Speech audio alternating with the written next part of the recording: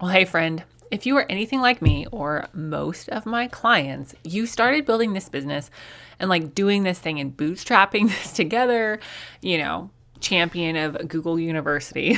And then somewhere along the way in building this online business, you heard the phrase SEO. So you thought, okay, I can do this. And then you sit down to Google University again, and you start typing in things like, what is SEO? Do I need SEO? How to do SEO for cheap? Okay, maybe that was just me. And then before long, like 35 seconds, you're either curled up in a ball on the floor crying, or if you're an Enneagram 8 like me, you're ready to punch something because this is so frustrating. And why won't anybody just use normal people language to tell you what in the heck this crap means?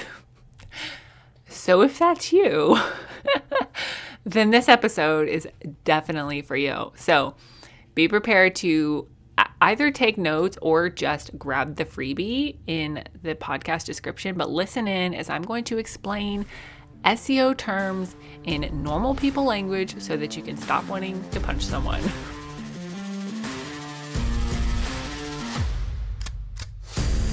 Hey there, fellow entrepreneur. Welcome to Simple SEO and Marketing with me, Faith Hannon.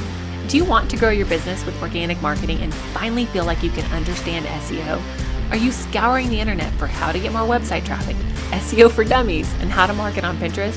Have you tried to grow your business with SEO and blogging only to get frustrated and quit because it's overwhelming and too time consuming? Been there. Hey, I'm Faith Hannon, Jesus lover, copywriter, blogger, wife, wrangler of tiny humans, and barrel racer. And let me tell you, I didn't have time to waste sorting through SEO and keyword strategies that either didn't work or were so over my head I couldn't understand them.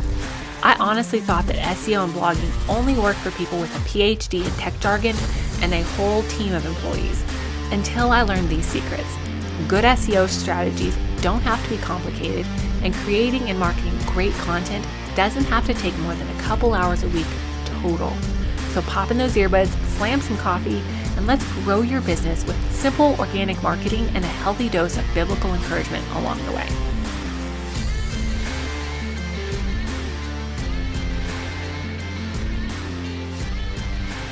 So story time.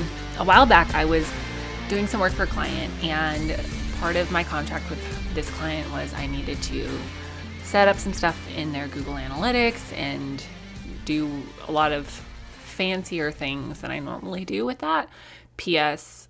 I don't hire out to do that anymore because I hated it so much. Anyway, so in the process of doing this, I'm like trying to figure out, the differences between Universal Analytics and Google Analytics 4 and that transition and setting things up so that she can track more than just like the basic things. And I literally spent, I think it ended up being like 3 to 4 hours because I tracked my time well, like super well. And I ended up spending between 3 and 4 hours watching stuff, watching YouTube videos, reading articles, just to figure out a stupid, simple definition of a very basic term.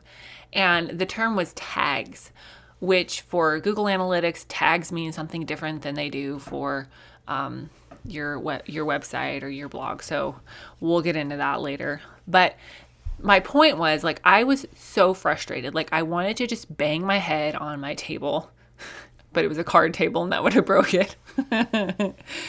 So I didn't, but I was just so frustrated because I'm like, why are all of these people who write articles on this and create content around this, like, why do they use all of these industry specific words that don't make any sense to normal people?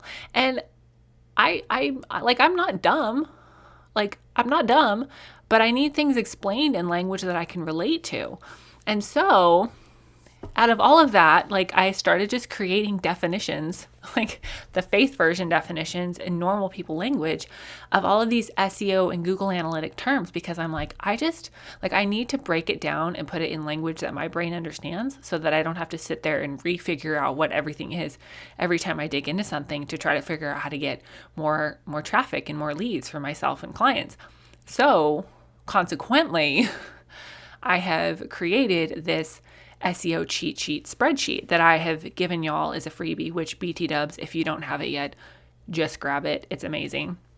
because I needed this for myself, because it shouldn't take so much brain power to figure out what in the heck things mean. So what I did is I put together this spreadsheet for myself.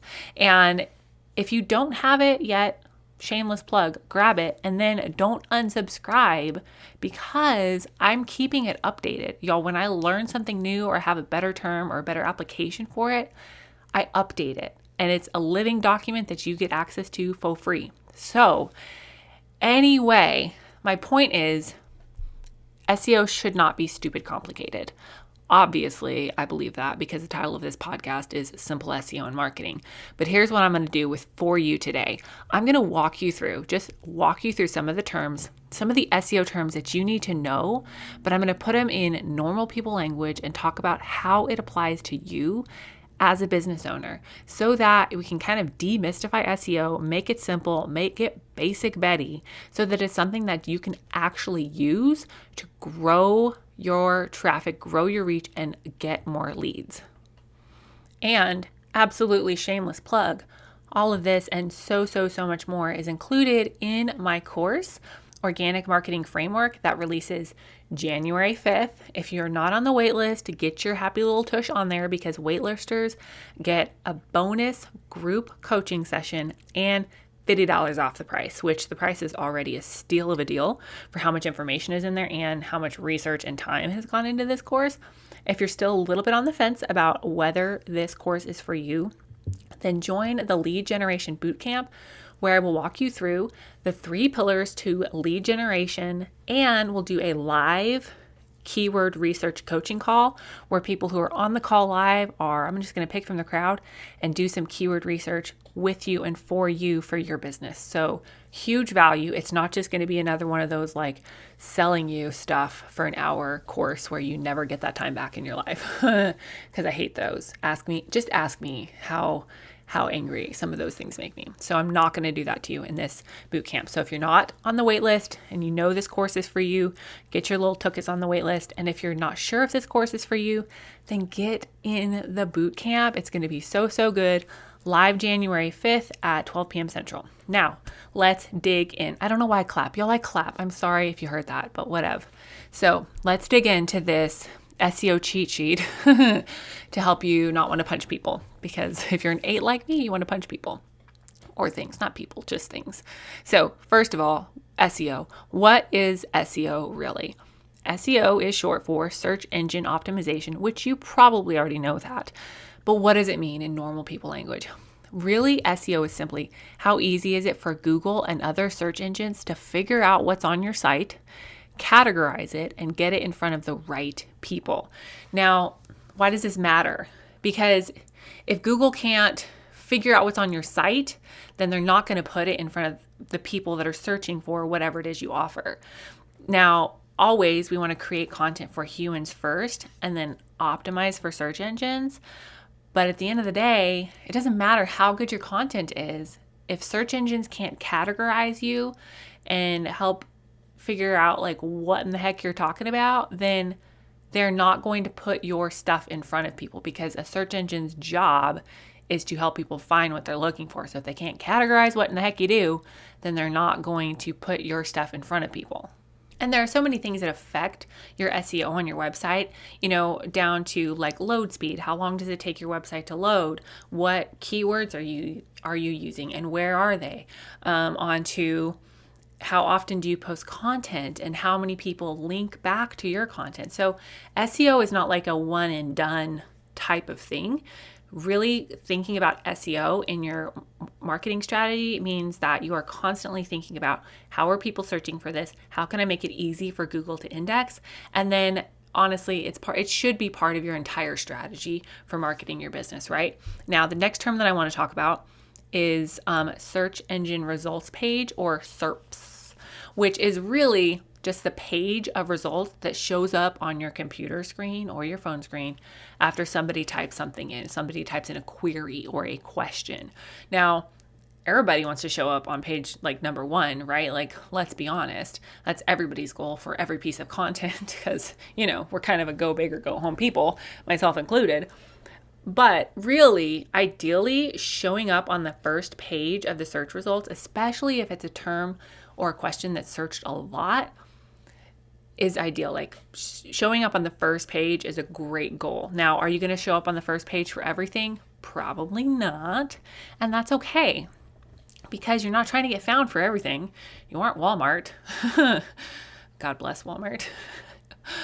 But you do want to try and have a very intentional strategy to show up on the first page for your big hitter main goal keywords, okay? Which brings me to my next term that I want to talk about, which is keywords.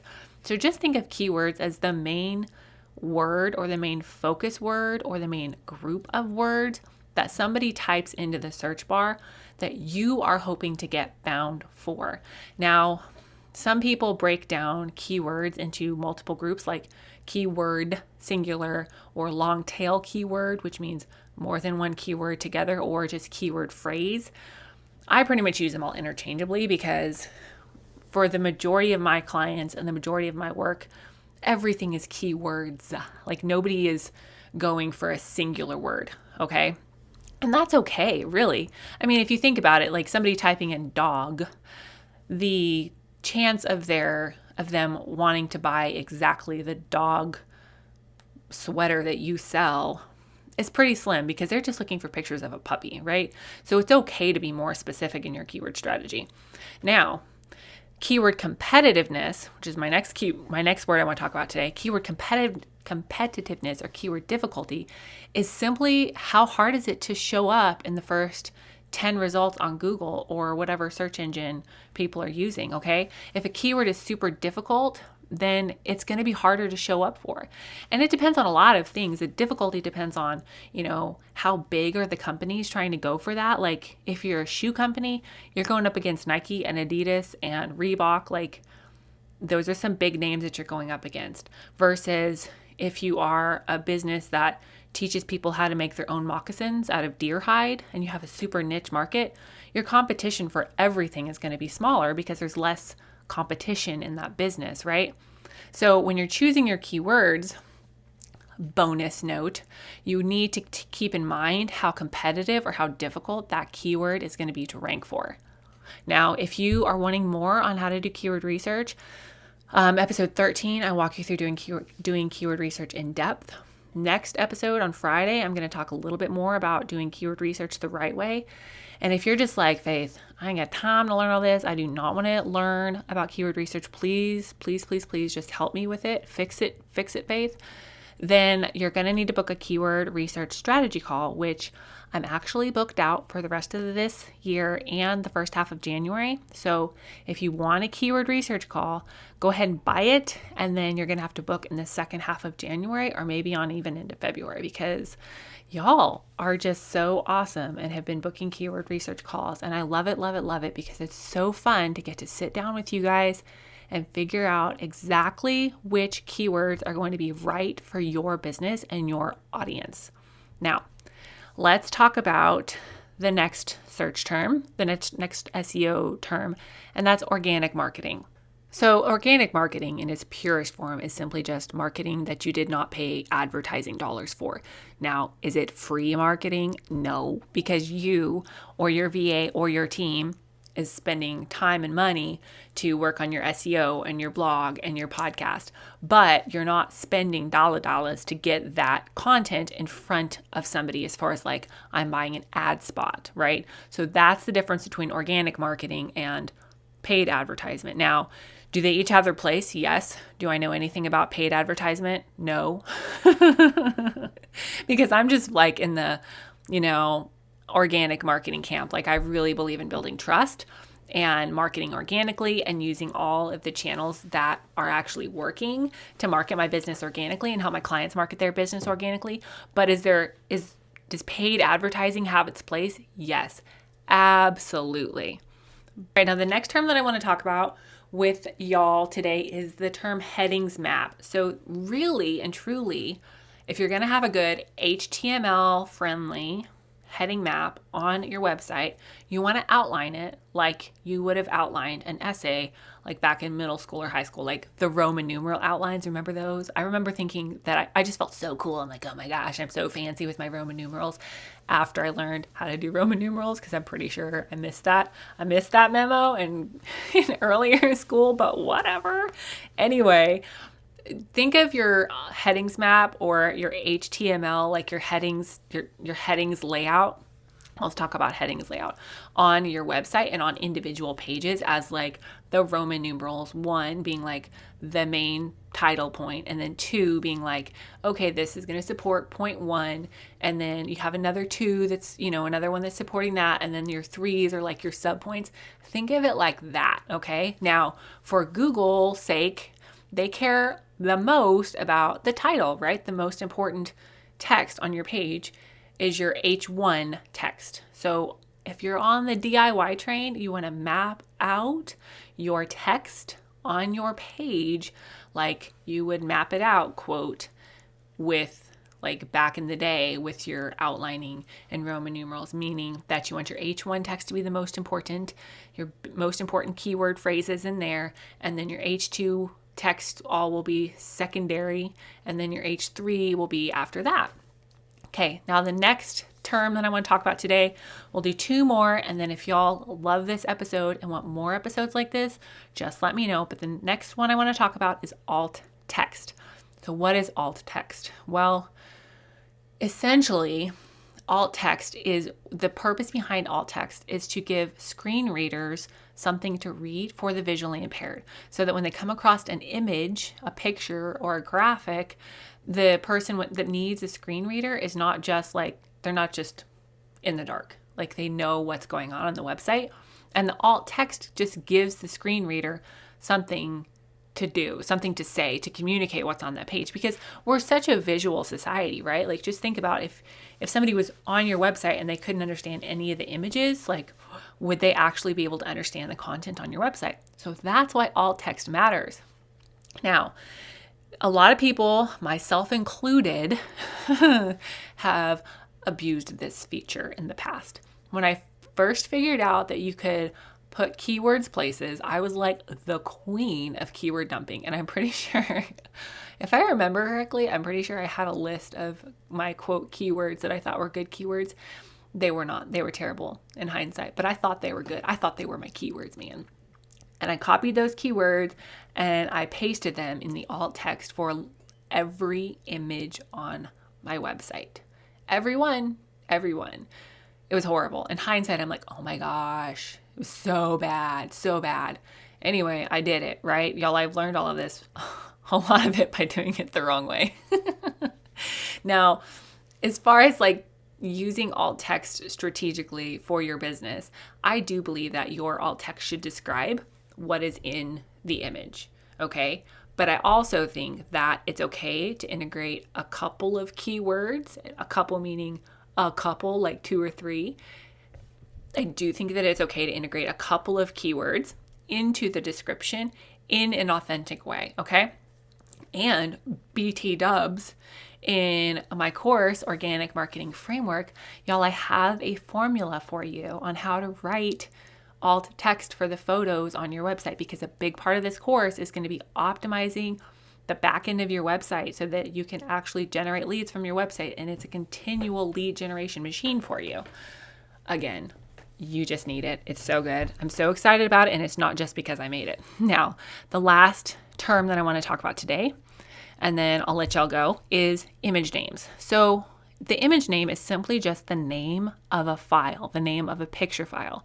And usually, if you have, professional photos done, this image name is then just like my photographer, who I love so much. Her name is Molly, for the West and Wild, by the way. Go check her out.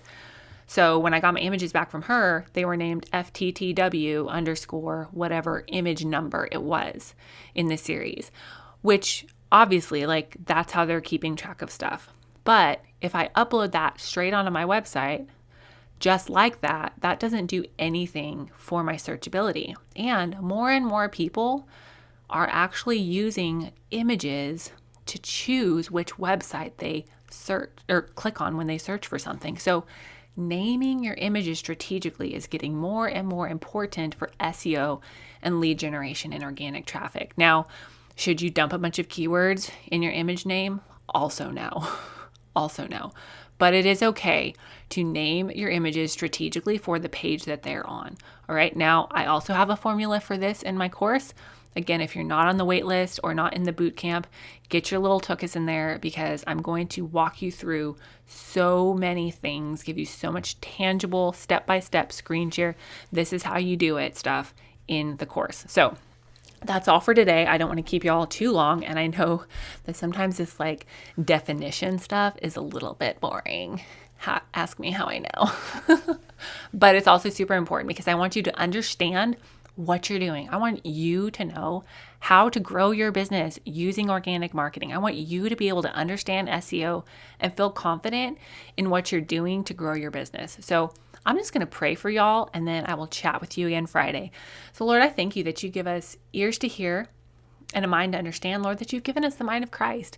So we are not dumb. We're not slow. We have the creator of the universe helping us, giving us wisdom and helping us to understand and know and apply the things that you have for us. So Father, I thank you for helping us to learn and retain information and be able to take it and grow our businesses and reach people and bless people for your name and your kingdom. In Jesus' mighty name, and y'all, will talk to you on Friday.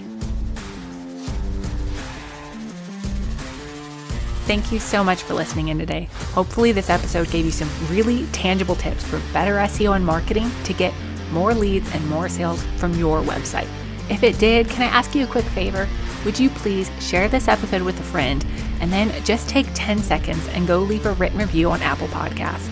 That is the very best way to help more Jesus-loving entrepreneurs scale their businesses so that they can help more people with their gifts and make an even bigger impact for the kingdom of God. And guess what? We now have a Facebook community where we can learn, hang out, and laugh. Go join the Facebook group now. It's linked in the show notes. And all the other things, courses, coaching, and copywriting can be found at my website, faithhannon.com. Until next time, God bless, and I'll talk to you soon.